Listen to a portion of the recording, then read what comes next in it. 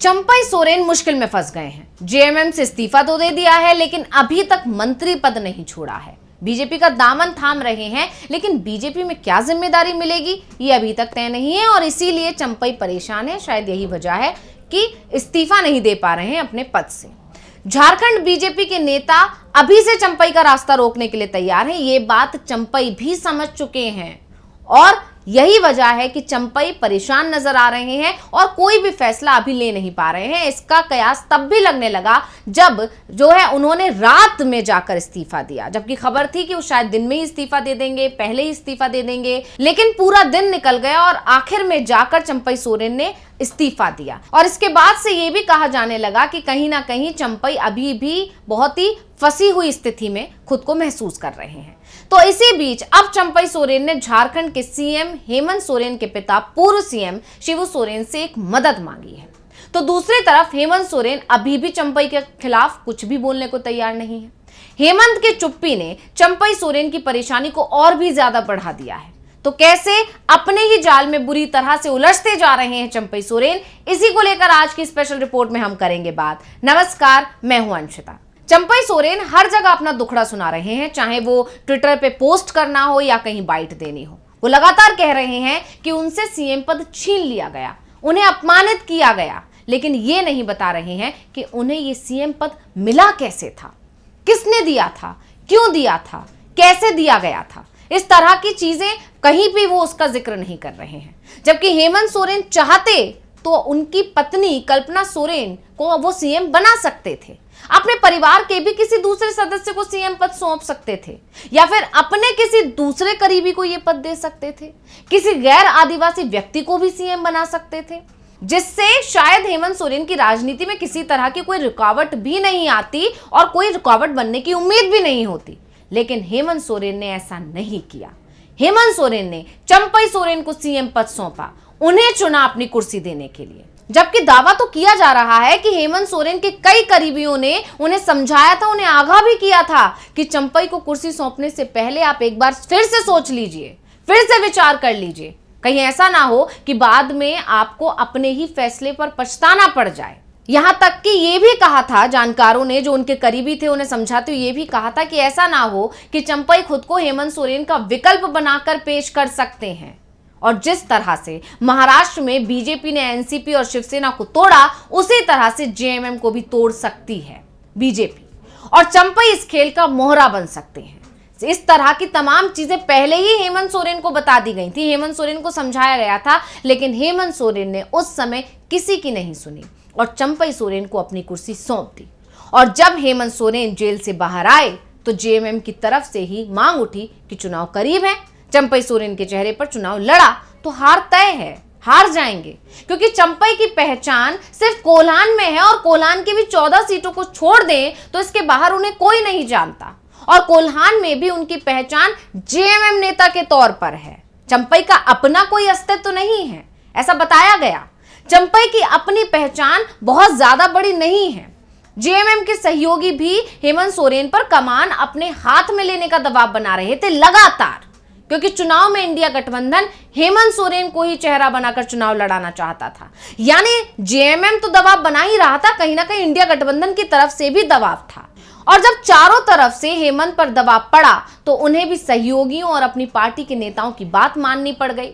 चंपई अब कह रहे हैं कि उनके साथ ज्यादती हुई है। सवाल तो ये उठ रहे हैं कि क्या चंपई के नाम पर जेएमएम को वोट मिला था? क्या उन्होंने खुद चुनाव जीतने के लिए अपने आप को सीएम के रूप में प्रोजेक्ट किया था? चंपई तो खुद भी हेमंत सोरेन के नाम पर वोट मांग रहे थे, हेमंत सोरेन के नाम पर ही वो चुनाव जीतकर आए थे, हेमंत सोरेन की कुर्सी पर ही वो बैठे थे। वो पहले से मुख्यमंत्री नहीं थे और ना ही कभी मुख्यमंत्री पद के दावेदार थे। तो आज भी जब वो हेमंत सोरेन के खिलाफ तीखी बयानबाजी कर रहे हैं, उस समय भी हेमंत सोरेन चंपई के खिलाफ एक बयान नहीं दे रहे, क्योंकि ऐसा माना जा रहा था कि 28 अगस्त को जब वो चंपई के ही इलाके में जाकर एक रैली करेंगे, जो उनका कार्यक्रम था मैया सम्मान योजना, जब वो करेंगे तो उस दौरान हो सकता है कि वो चंपई पर हमलावर होंगे, चंपई को लेकर कुछ कहेंगे। इसको लेकर तमाम मीडिया चैनलों की निगाहें उन पर टिकी हुई थी। इसकी चर्चा भी जोरों पर थी कि जाएंगे हेमंत तो जरूर कुछ बोलेंगे, और बोलेंगे तो क्या बोलेंगे, हर कोई ये जानना चाहता था। लेकिन हेमंत सोरेन वहां गए और बिना कुछ बोले, चंपई के बारे में एक शब्द भी उन्होंने नहीं कहा, यहां तक कि उन्होंने चंपई का नाम तक नहीं लिया और वो वापस आ गए। इसने भी सवाल खड़े कर दिए कि आखिर ऐसा क्यों।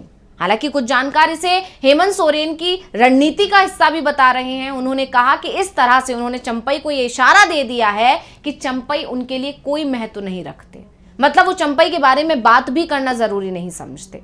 और इसी बात को चंपई भी समझ गए और चंपई डर गए हैं। अब इसी बीच अब चंपई का इस्तीफा सामने आया। यह भी कहा जा रहा है कि पूरे दिन चंपई ने इस चीज का इंतजार किया और उसके बाद शाम को जाकर उन्होंने अपना इस्तीफा दिया।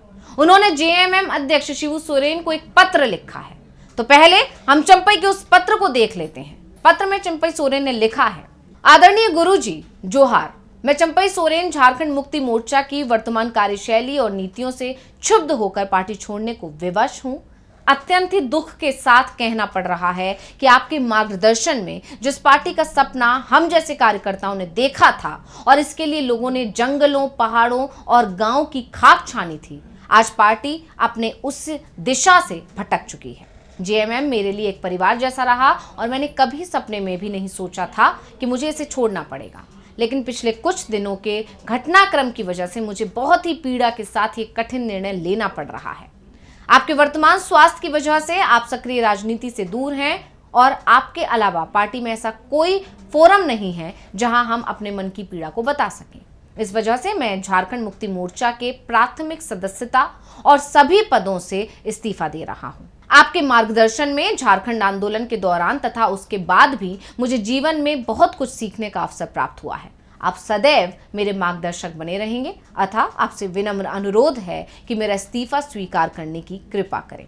तो पहले कहा जा रहा था कि चंपई सोरेन जेएमएम से इस्तीफा नहीं देंगे। बीजेपी के साथ उनकी डील पहले से ही हो चुकी है। दावा किया जा रहा है कि बीजेपी की तरफ से चंपई से कहा गया था कि जेएमएम के खिलाफ बयान दे, हेमंत सोरेन को निशाने पर लें, लेकिन इस्तीफा नहीं दे। लेकिन बीजेपी और चंपई के खेल को हेमंत सोरेन समझ गए, इसलिए उन्होंने चंपई सोरेन के खिलाफ एक भी बयान नहीं दिया और ना ही कोई एक्शन लिया। ना तो मंत्रिमंडल से चंपई को बर्खास्त किया गया, ना ही पार्टी की तरफ से उन्हें कोई नोटिस भेजा गया। जबकि चंपई बेहद तीखी बयानबाजी कर रहे थे, लगातार गंभीर आरोप लगा रहे थे। मैंने जैसा कि कहा, उन्होंने अपने ट्विटर पोस्ट पर भी लिखा था कि उनके साथ धोखा हुआ, उनका अपमान किया गया, बहुत भारी भरकम शब्दों का उन्होंने इस्तेमाल किया था। और अभी उन्होंने पत्र में भी कहीं ना कहीं आरोप लगाए हैं कि पार्टी अपनी दिशा से भटक गई है। वहीं दूसरी तरफ बीजेपी और चंपई इस बात का इंतजार कर रहे थे कि कब जेएमएम उनके खिलाफ एक्शन लेती है। हेमंत अगर चंपई को पार्टी और सरकार से बाहर का रास्ता दिखाते तो चंपई को विक्टिम कार्ड खेलने का मौका मिलता।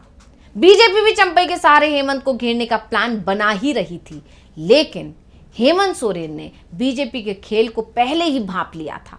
तभी तो उन्होंने स्ट्रेटेजी बनाई कि अगर चंपई सोरेन को पार्टी से जाना है तो वो जा सकते हैं और वो खुद जाएंगे, उन्हें पार्टी से नहीं निकाला जाएगा। पार्टी के नेता भले ही चंपई के खिलाफ तीखी बयानबाजी करते रहे हों, लेकिन हेमंत सोरेन ने एक भी बयान नहीं दिया। एक कार्यक्रम के दौरान जरूर सीएम हेमंत ने कहा था कि झारखंड क्रांतिकारियों की भूमि है, यहां अनेकों षड्यंत्रकारियों को मुंहतोड़ जवाब दिया गया है। उनका इशारा बीजेपी की तरफ था, जिसने उनके सबसे भरोसेमंद साथी को अपने पाले में किया है। लेकिन वहां भी उन्होंने चंपई का नाम तक नहीं लिया, ना ही इशारों में उन पर कोई तीखी प्रतिक्रिया दी, ना ही कोई तंज कसा। इसलिए अब इसको लेकर मानकर चल रहे हैं जानकार कि हेमंत सोरेन बहुत ही सूझबूझ के साथ इस पूरे मामले को उन्होंने समझा, जाना और उसके बाद ही कोई एक्शन लिया है। वो पहले ही भांप चुके थे कि बीजेपी और चंपई उनके और उनकी पार्टी के खिलाफ क्या प्लानिंग कर रही है, इसलिए उन्होंने बहुत सतर्कता के साथ इस मामले से दूरी भी बनाए रखी और कहीं ना कहीं ये संकेत दे दिया, चंपई को ये संदेश पहुंचा दिया कि आपकी हमें जरूरत नहीं है और आप अब हमारे लिए उतने जरूरी भी नहीं है कि हम आपके बारे में बात करें। इसके अलावा धीरे धीरे हेमंत सोरेन फ्रंट फुट पे तो नहीं आए, लेकिन पीछे से वो अपना काम करते रहे और लगातार जो है चंपई जिस चीज को लेकर आगे बढ़ रहे थे, चंपई ये मानकर चल रहे थे कि उनके साथ 7 विधायक हैं। इस चीज को मानकर जो चंपई चल रहे थे उस पर प्रहार किया। उनके वो सारे विधायक उनसे अलग हो गए। साफ साफ विधायकों ने कह दिया कि हम तभी आपके साथ आएंगे जब आप जेएमएम में रहेंगे, वरना आप अपना अलग रास्ता चुन सकते हैं। इसके अलावा हेमंत सोरेन धीरे धीरे चंपई के गढ़ में अब खुद को और उनकी पार्टी को मजबूत करने में लग गए और चंपई सिर्फ और सिर्फ ये फैसला लेने में ही लगे रहे कि उन्हें अब करना क्या है। और अब इस बीच उनकी जो लेटर आया है, उन्होंने जो इस्तीफा लिखा है, उस पर चर्चा हो रही है कि उन्होंने अभी भी कहीं ना कहीं वो अभी भी हिचकिचाहट में हैं, अभी भी परेशान है कि उन्हें करना क्या है। वो भले इस्तीफा तो दे चुके हैं लेकिन अभी भी वो साफ नहीं कर पा रहे हैं कि उनके आगे की रणनीति है क्या। तो इसी के साथ मुझे दीजिए अब इजाजत। देखते रहिए डीवी लाइव। नमस्कार।